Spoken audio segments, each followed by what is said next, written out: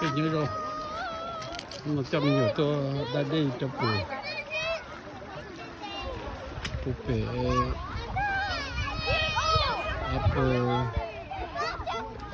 upper Lake Clementine này upper Lake Clementine đây là một sự kiện rất nhiều nhảy luôn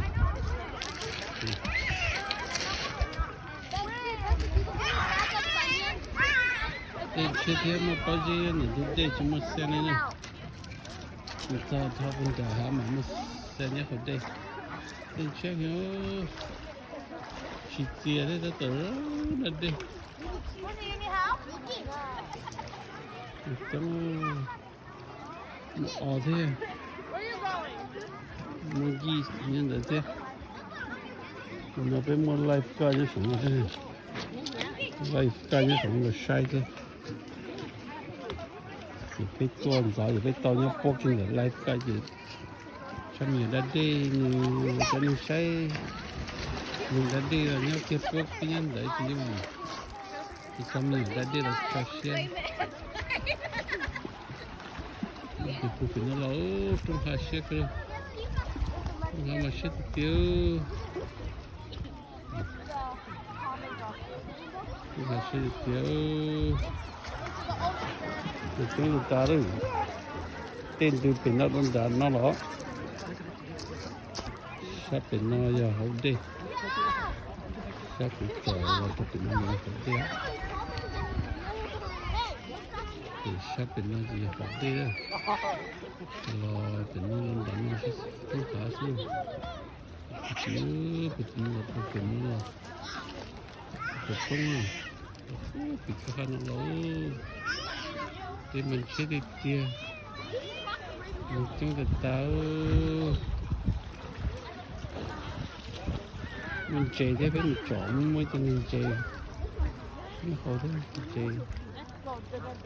thì mình trâu thế mà video thế bass thế mà nhiều bass đây thì nó bên đây mình trông hơn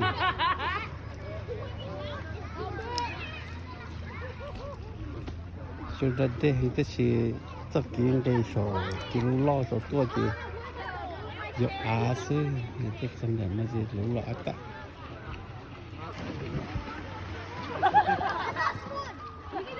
thì tôi đã đi tôi không nói xong mình đã đi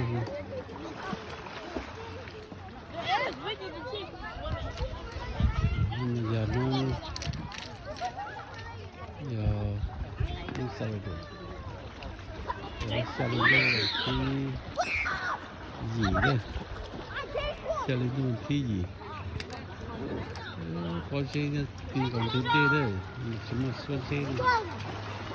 đã đây là chỉ một số gì lòi nữa tôi chưa được tiền mình ta mình kiếm được tiền rồi mình mới chơi một chế ta lại ta tua mà là hot tua thế cái gì tôi đã đây này chơi chơi chơi cứ chơi chơi có đi có chủ sinh kia có số mình cái gì thế đi cho cả thiệt đi lo nó đâu có thể hai con thế cái gì nó gì hai con cái áo chị thế không chỉ mà nhiều nữa để cho lifeguard nhau sẽ sai mình đã được thì cũng đề là chỉ là phòng cũng như cũng đề không có sáu chỉ trong rồi cái gì tập trong thổ bể sữa tập trong thủ kia khay kia nó giảm đông sao thì có đi bắt chuột đến từ bể là rất không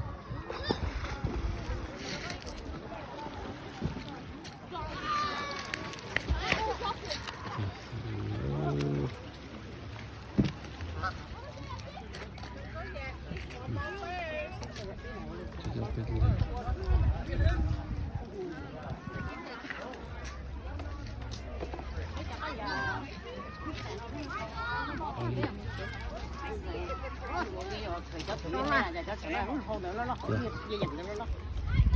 Cho cắn nó mỏ luôn. Cắn nó mỏ tôi bị nó. Chụp lá cái là chỉ nó sai đi phải. Nó yêu luôn. Đi cho tôi trong tàu chân để lưu cho trong để mà thích để ta thế. Để cho thằng gái. Thì mình chơi tiền xíu. Cái chỗ nó cần chơi còn chơi hấu đi. Là cũng xong nó có được kìa.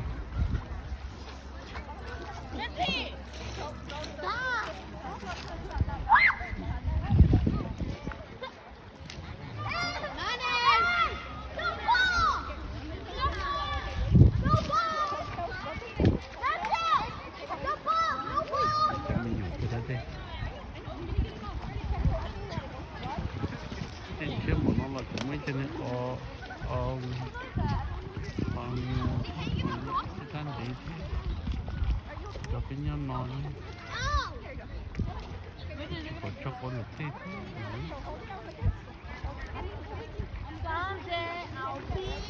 chết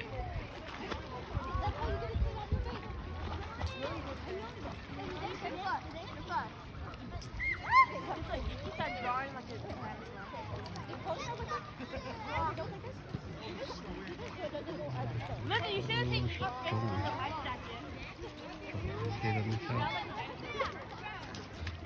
Look, Joe, like, he smells like this. He's like,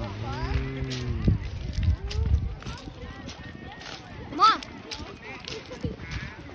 Yo, where's the goggles at?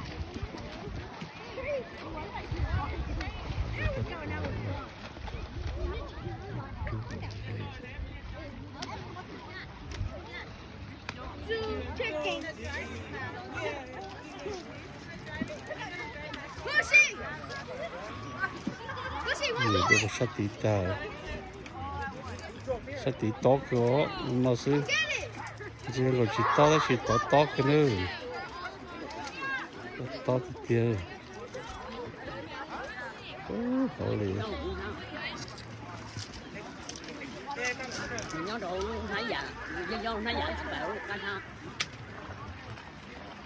Nó mà thấy đấy xin chỉ đôi này như rồi tất cả to cái chén nó đó cho mình to cái chén hay chỉ đôi đẹp bài